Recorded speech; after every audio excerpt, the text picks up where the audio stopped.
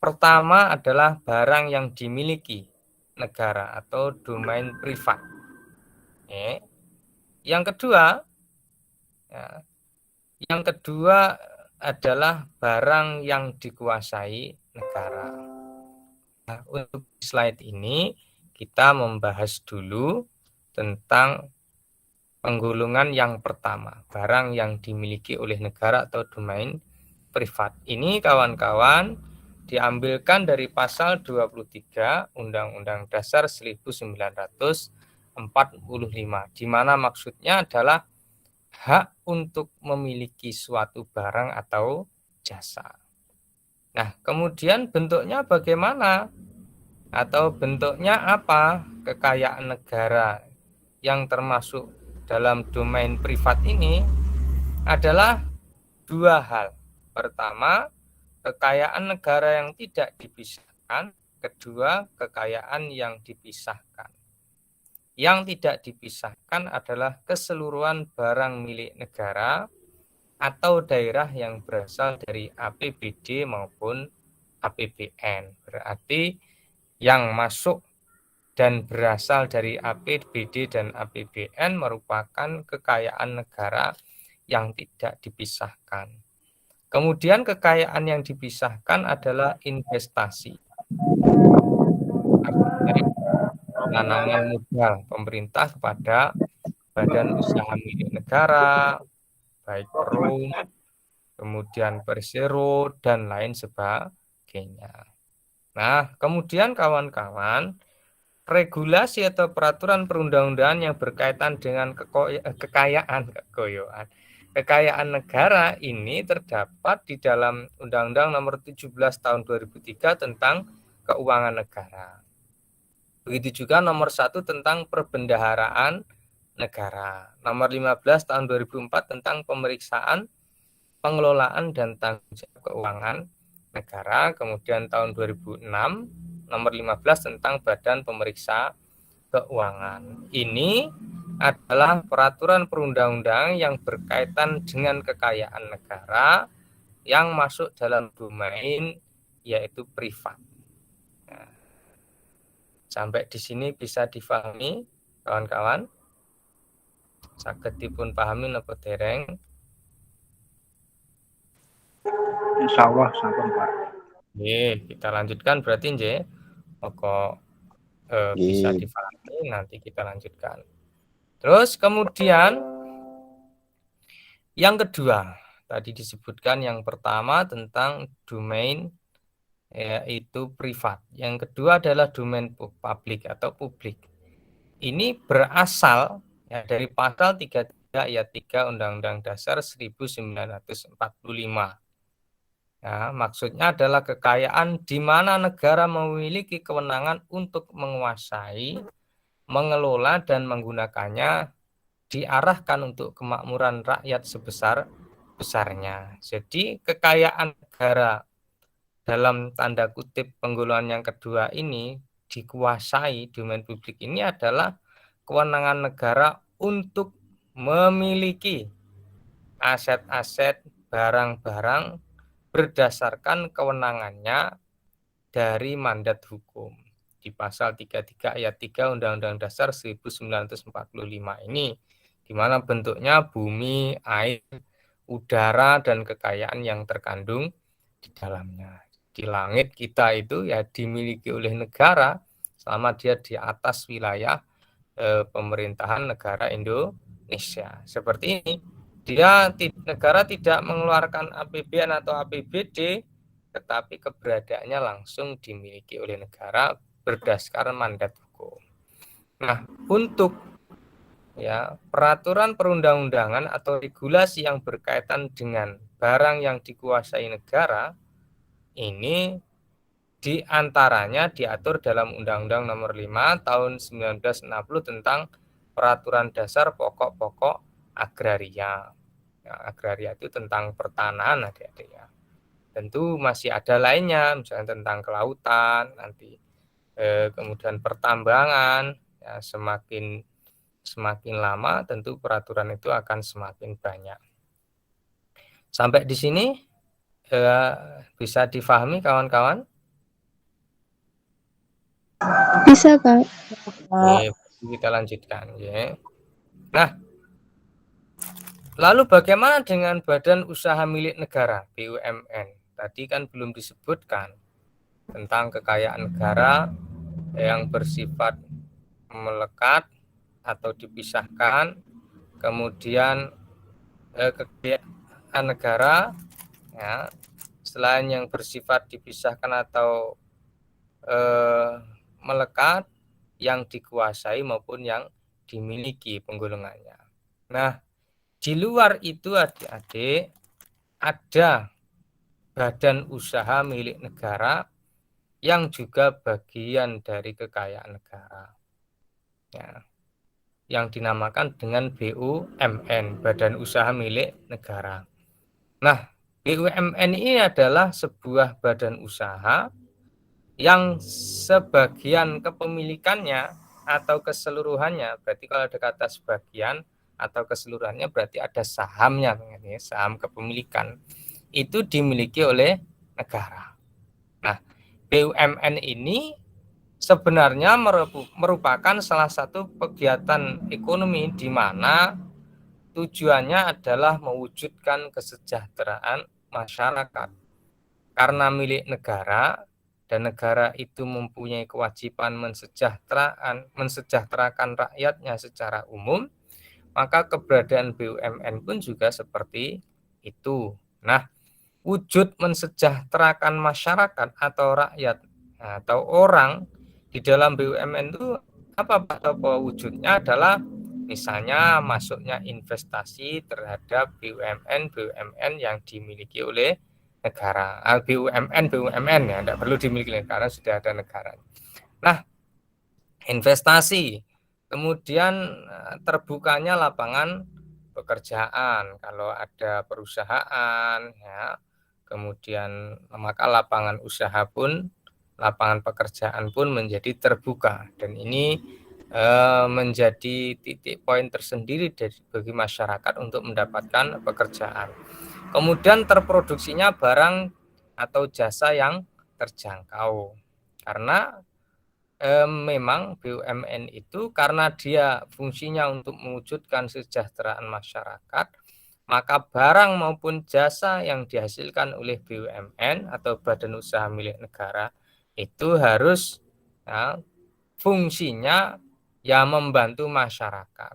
Kalau dia bersifat jasa yang terjangkau. Jadi jangan sampai kalau kita adik-adik nanti misalnya ada yang jadi pejabat ya, perhubungan dan sebagainya, jangan sampai justru layanan penerbangan, transportasi darat, laut dan udara itu misalnya nih ya, kalau panjenengan menjadi orang besar nanti itu justru digunakan untuk bisnis semata-mata, bukan, tetapi untuk mewujudkan kesejahteraan masyarakat. Bagaimana masyarakat bisa menikmati pelayanan dari BUMN tersebut dengan harga yang bisa terjangkau oleh semua lapisan, tidak hanya oleh orang-orang kaya. Karena di dalam BUMN itu perwujudannya adalah mencegah monopoli pasar baik barang dan jasa oleh perusahaan swasta. Kalau perusahaan swasta kan bebas.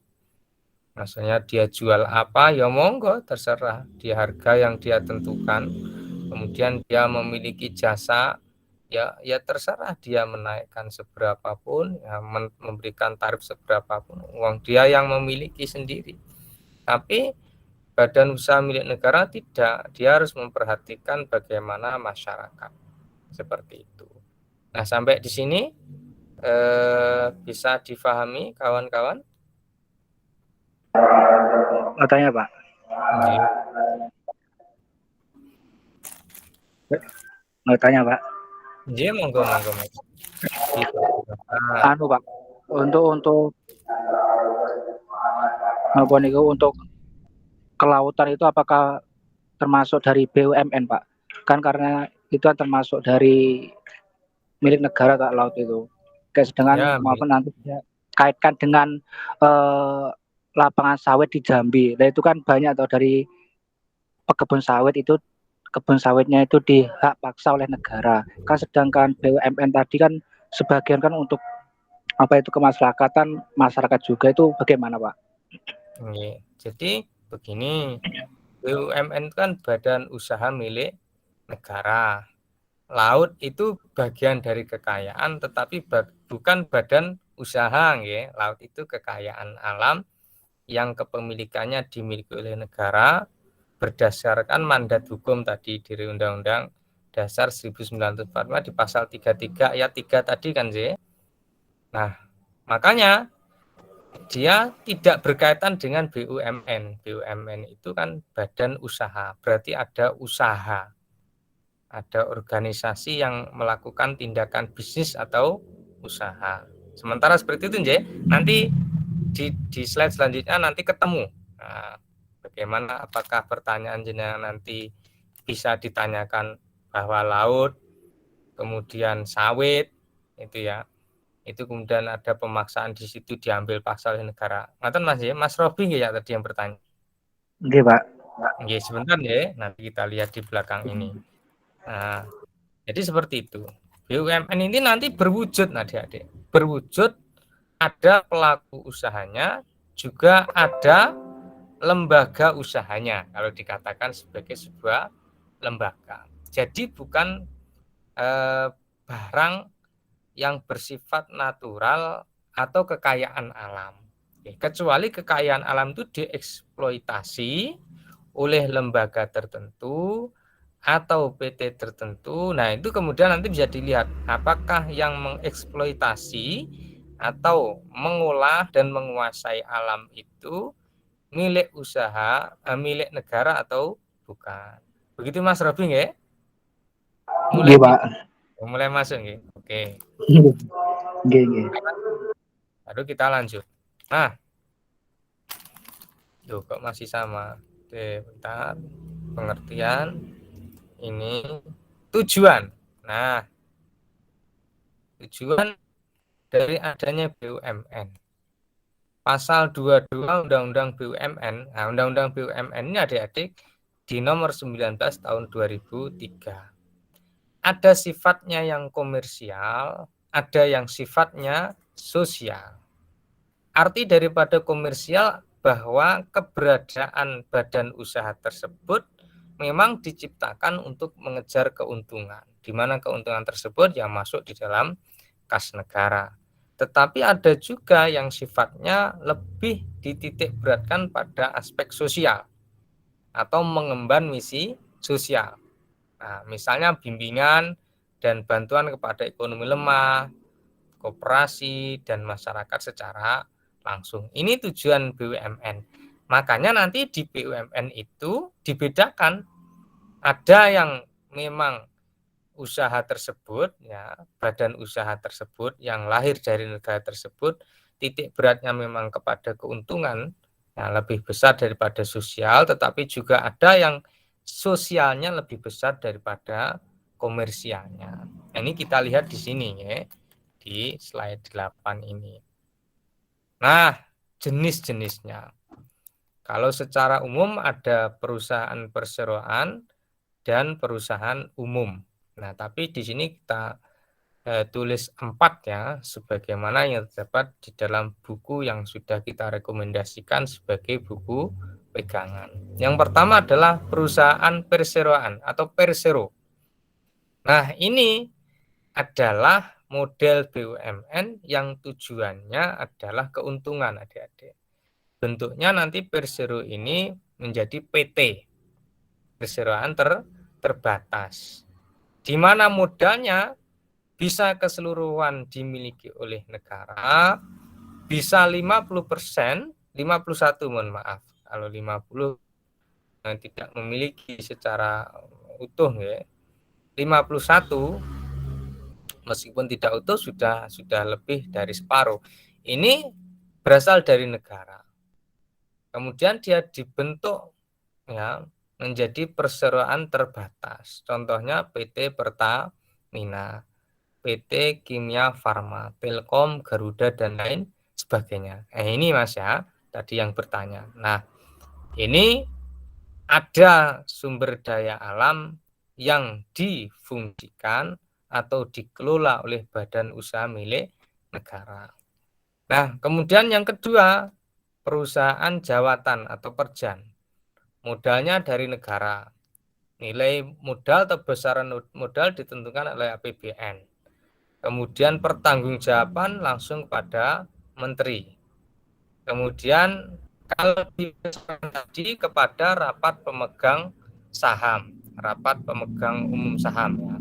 Kemudian kalau di sini langsung pada menteri. Contohnya dari perjan itu keberadaan Rumah Sakit Jantung Harapan Kita, Rumah Sakit Cipto Mangunkusumo dan lain sebagainya. Ini adalah badan-badan milik negara, badan-badan usaha milik negara. Ya, jenis yang pertama persero, yang kemudian diejawantahkan dalam perseroan terbatas. Kemudian yang kedua adalah perusahaan jawatan.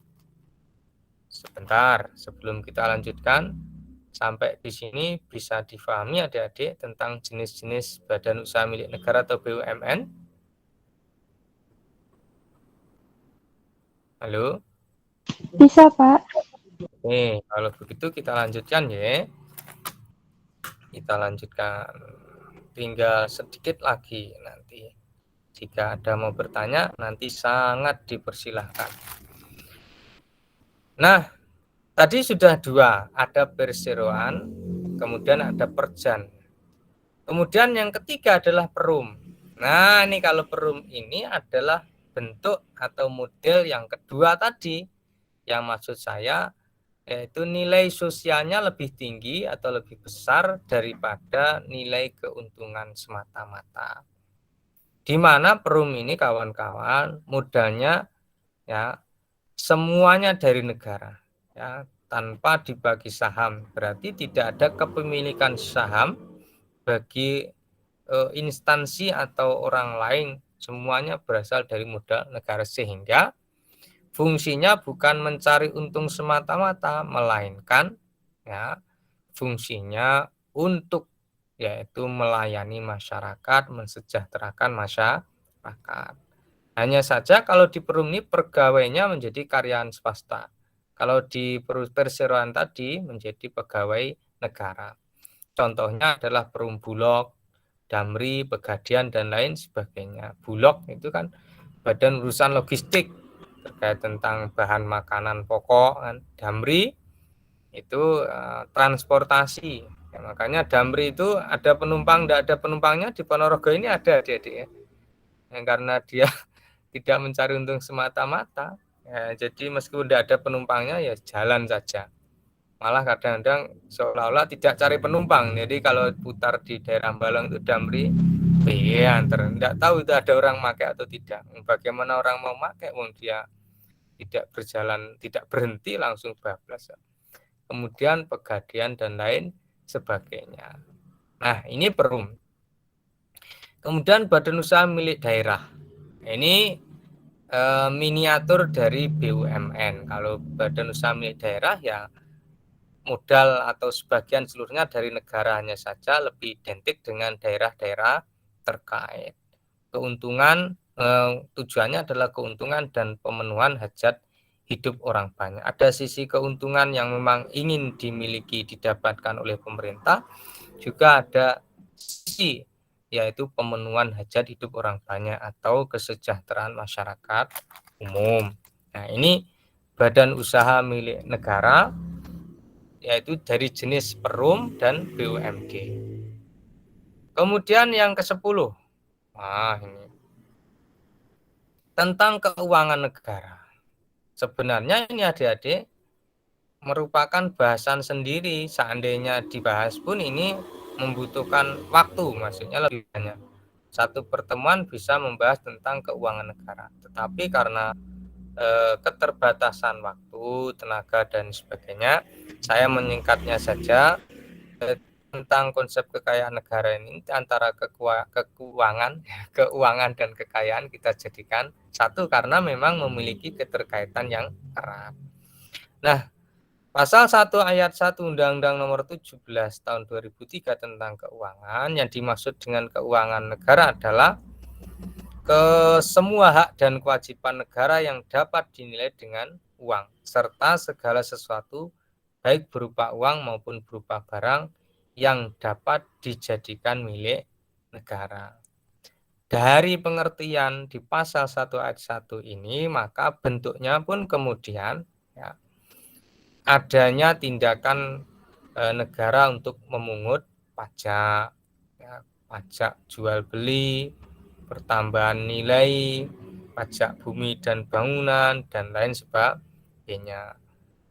Yaitu mengedarkan uang, melakukan pinjaman, dan lain sebagainya. Penerimaan negara atau daerah, pengeluaran negara atau daerah itu masuk dari definisi keuangan negara. Kemudian yang terakhir, baru nanti kita buka diskusi adik-adik ya. Di sini kita lihat, ya, adik-adik ini melihat PowerPoint atau Word panjenengan? Yang di PowerPoint, Pak. halo, PowerPoint ya, tidak melihat Di Word ya. PowerPoint, Pak. Oke, terima kasih. Nah, konsep pengelolaan barang milik negara atau daerah menurut hukum administrasi. Nah, Pak Topo, kita kan hukum tata usaha negara, kok ngomongkan hukum administrasi? Kan sudah dibahas di awal dulu nih. Ya, istilah hukum administrasi negara dan hukum tata usaha negara itu ya berkelindan. Kadang-kadang digunakan istilah hukum administrasi negara, kadang-kadang hukum tata usaha negara. Hanya saja yang dipilih di IAIN itu hukum tata usaha negara. Meskipun di kampus lain mungkin menggunakan istilah yang berbeda. Di antara contohnya bahwa itu satu kesatuan, tidak ada peradilan tata administrasi negara, yang ada adalah peradilan tata usaha negara. Nah, lalu yang dimaksud dengan pengelolaan barang milik negara atau daerah, berarti barang milik negara atau daerah kan berarti kekayaan negara, kan?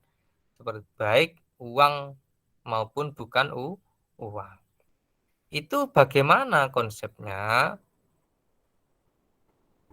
Nih, satu, dia harus menggunakan asas-asas pengelolaan barang milik negara atau barang milik daerah. Di mana asasnya satu, kepastian hukum. Apa yang dimaksud dengan asas kepastian hukum?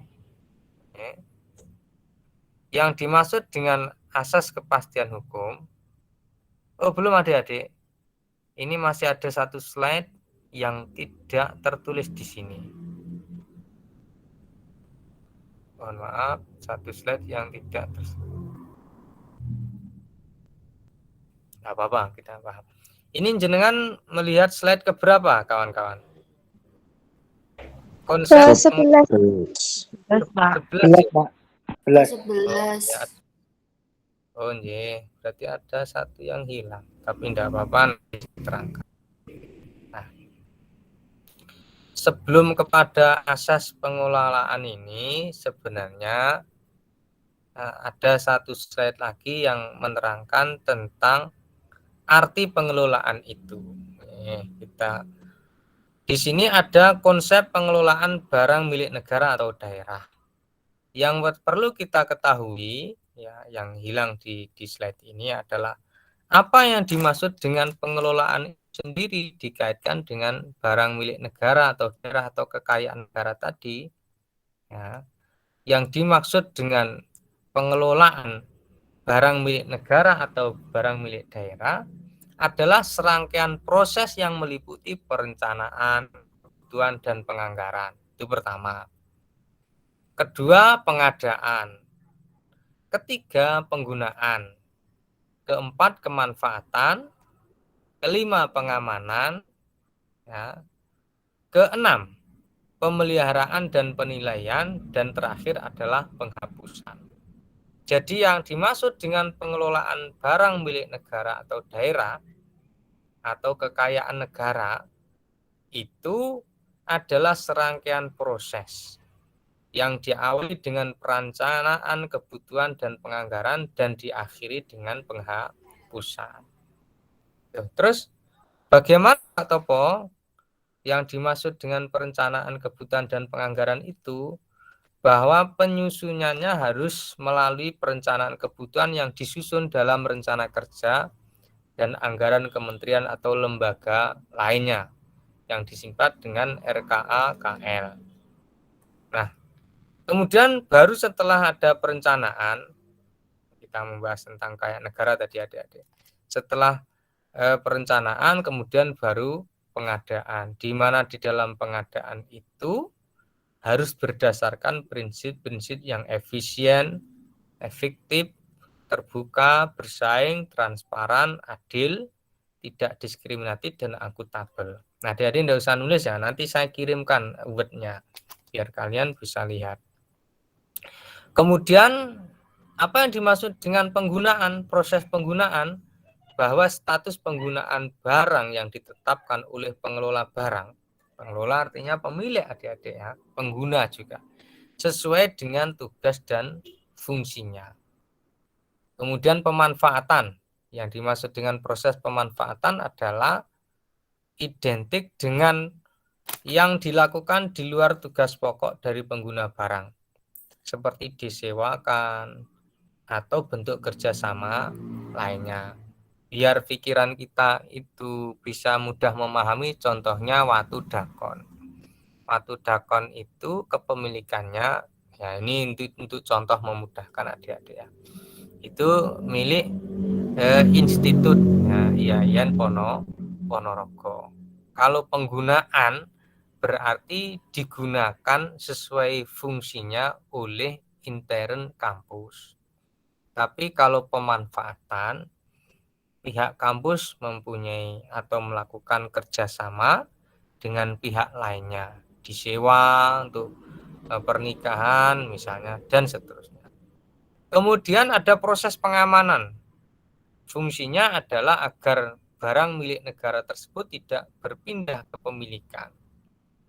Apa di antara proses yang dilakukan di dalam pengamanan ini?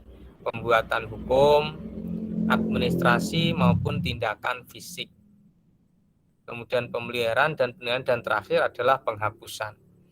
Jadi, pengelolaan barang milik negara menurut hukum administrasi di akhir adalah bisa jadi ada proses penghapusan.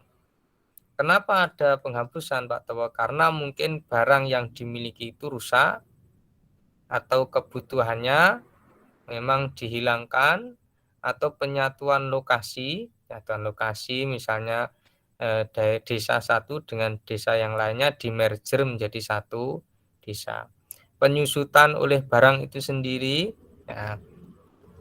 Bentuknya penghapusan itu bagaimana? Pemusnahan, jika barang itu mungkin untuk dimusnahkan atau dijual, misalnya inventaris di kampus, mobil dan lain sebagainya yang sudah tidak layak pakai, kemudian dilelang, dijual, atau tukar menukar maupun hibah.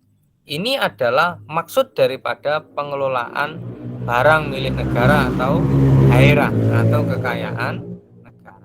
Dan yang terakhir baru yang C ini adik-adik ya, yang tertulis di dalam slide kita ini. Bagaimana asas pengelolaan di barang milik negara atau barang milik daerah ini? Yang pertama adalah asas kepastian hukum.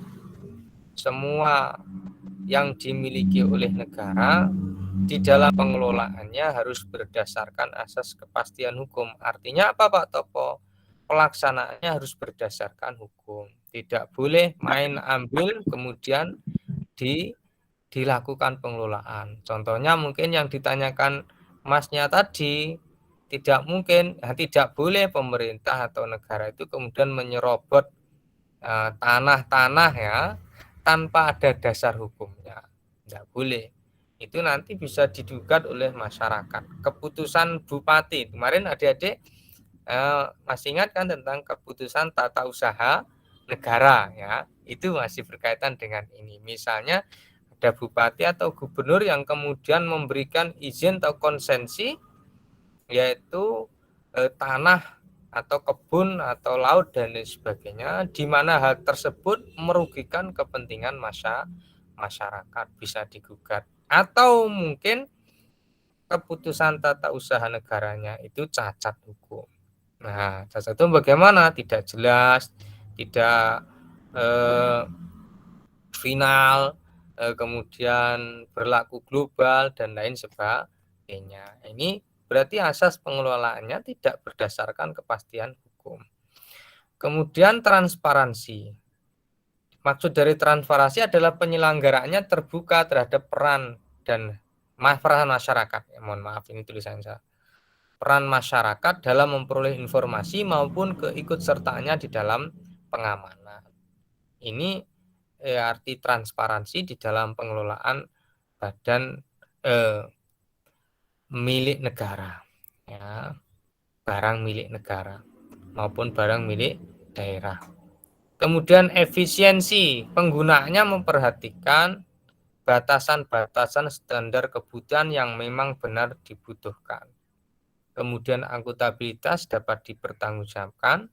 Kemudian yang terakhir kepastian nilai. Harus adanya keakuratan jumlah dan nominal di dalam pengelolaan barang milik negara tersebut.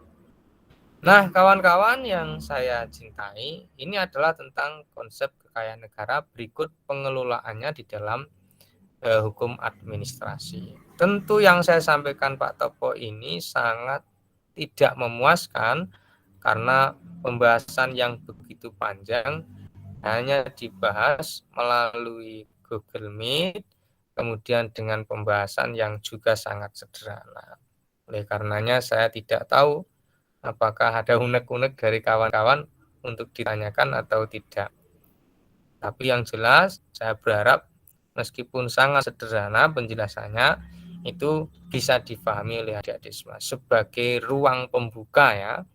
Jadi perkuliahan dengan Pak Topo ini bukan kuliah pendalaman ya, sangat jauh dikatakan untuk pendalaman ya, pembukaan saja di dalam memahami materi-materi di dalam hukum administrasi negara atau hukum tata usaha negara.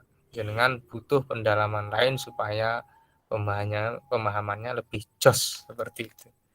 Mungkin ada yang ditanyakan. Jadi Mas Robi dari pertanyaan panjenengan yang tertunda tadi saged dispesifikan menjadi sebuah pertanyaan atau tidak? Jawab insyaallah pun cukup Pak Niku. Pun cukup ya. Nah, jadi nanti seperti itu. Jadi kalau ada penyerobotan tanah oleh negara itu nanti larinya gugatannya kemana adik-adik? Peradilan tata usaha negara. Yang digugat apanya? Keputusan tata usaha negaranya. Apakah dikeluarkan oleh pejabat yang berwenang atau tidak? Keputusannya sesuai dengan prosedur hukum atau tidak? Seperti itu. Mas Rifkia Zahra ini kayaknya putri ya. Mbak Rifkia Zahra bisa dipahami? Bisa, Pak. Oke. Nah, tadi sudah saya screenshot untuk perkuliahan di hari ini siapa saja yang masuk sudah saya screenshot sehingga tidak perlu saya absen satu persatu. Nah, kalau memang tidak ada kita cukupkan saya bertanya pada adik-adik khusus untuk kelas SMP karena sudah bertemu secara live ya meskipun dia hanya di Google Meet. Perlu dikasih tugas napa mboten? Mboten, Pak. Nggih. Mboten, Oke. Pak. Nggih. Nanti kalau misalnya kurang puas bisa kita lanjut japri, boleh. Selama Pak Topo bisa ya saya layani.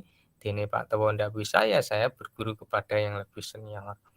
Baik japri di WA maupun di grup kita. Begitu adik-adik, terima kasih dan selamat siang, selamat beraktivitas. Kita tutup dengan bacaan hamdalah. Alhamdulillah. Alhamdulillahirrabbilalamin. Assalamualaikum warahmatullahi wabarakatuh. Waalaikumsalam warahmatullahi wabarakatuh.